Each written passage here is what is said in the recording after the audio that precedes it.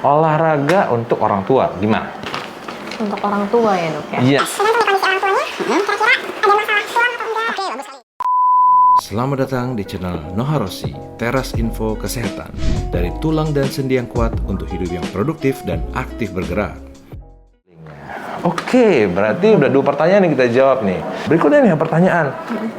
Nah, dok, ini apa ya? Saya nggak kebaca tulisan saya sendiri. Oke dok, nah kalau saya nih ya, saya udah sibuk kerja seminggu.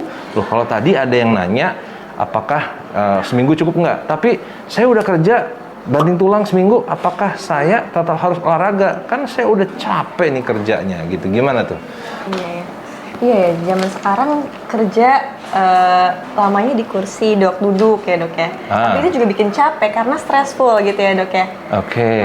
Tapi itu sebetulnya bukan dibilang olahraga ya dok. Oke, mungkin olahraga ini mental biar Olahraga katanya mental. grit gitu ya. Iya, bukan olahraga fisik, olahraga Bukan ya? mental gitu ya dok Olahraga ya. mental ya. Jadi itu belum termasuk olahraga nih. Jadi harus ditambah olahraga fisik di luar kerjaannya. Mungkin di weekend tetap olahraga yang santai-santai, yang ringan-ringan gitu, jalan pagi. Tapi katanya kalau weekend jangan, cuma sekali. Berarti mesti tambahin dong. Oh iya, tetap harus tambahin ya dok ya. Nah, Gimana dok? Gimana, diselipin atau gimana? Diselipin di jam istirahat susah juga ya dok ya? Ya, nah kalau misalnya seperti itu biasanya, jadi sebenarnya harus pahamin bahwa ada berbagai macam perbedaan nih. Mungkin dari aktivitas. Kalau memang orang yang nanya ini adalah kerjaannya, ada yang angkat beban, contohnya para teman-teman yang pekerja bangunan atau yang di ladang, yang kerjaannya fisik dan cukup berat, saya rasa ya dia nggak perlu lagi jalan-jalan muterin GBK atau muterin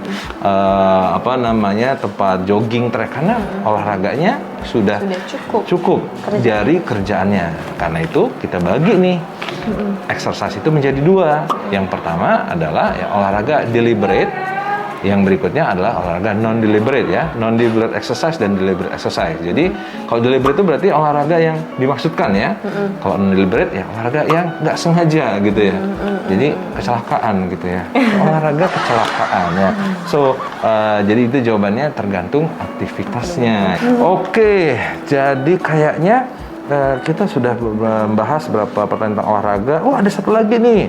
Nah ini nih, olahraga untuk orang tua gimana?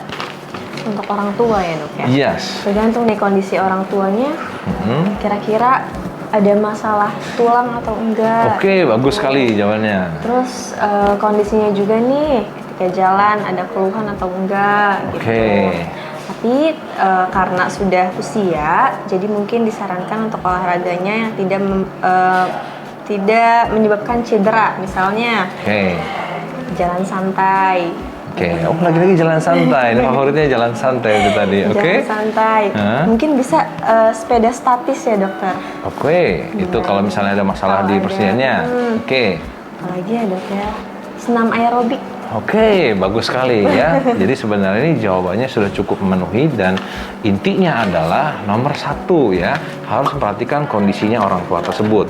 Ya, kalau merupanya memang dari muda nggak pernah olahraga, terus tiba-tiba mau olahraga, ya nggak bisa yang berat-berat, ya kan? Olahraga tiba-tiba disuruh lari atau tenis dan lain sebagainya, ya jangan, karena bisa menimbulkan cedera, ya kan? Tapi kalau misalnya rupanya pasiennya itu atau orang tuanya itu memang dari mudanya lari, ya udah terusin aja lari, ya mungkin dikurangin jangan lari yang over, melihat kapasitas jantungnya juga gitu kan, atau tidak menaiki curam, naik ke gunung yang berat, karena harus dilihat juga kapasitas jantungnya. Tapi kalau udah kebiasaan ya lakuin terus gitu ya kan.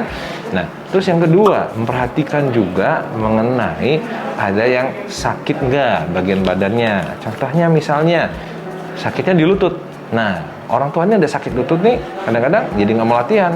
Sebenarnya tetap harus latihan ya, latihannya yang ringan ya kan, latihan yang ringan, tidak berat ya, contohnya kayak sepeda ya, kayak berenang gitu, boleh juga.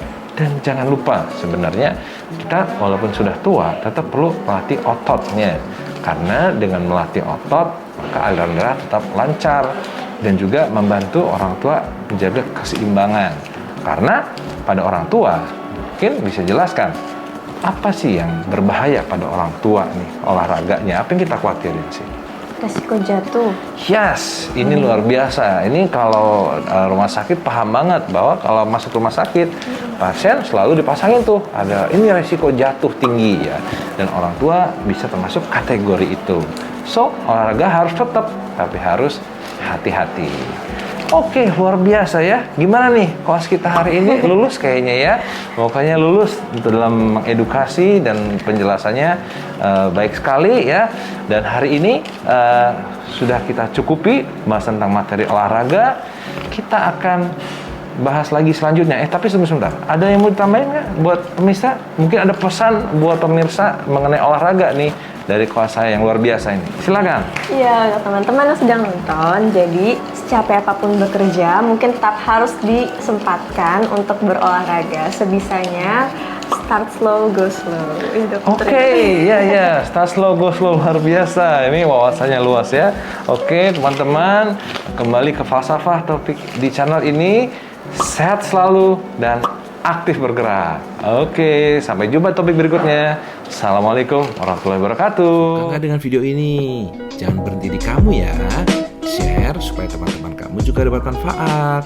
Support channel ini dengan like, subscribe, klik tombol lonceng untuk tahu kapan ada video baru lagi langsung dikirim ke kamu. Oke, ciao, salam sehat, tetap aktif dan tetap bergerak.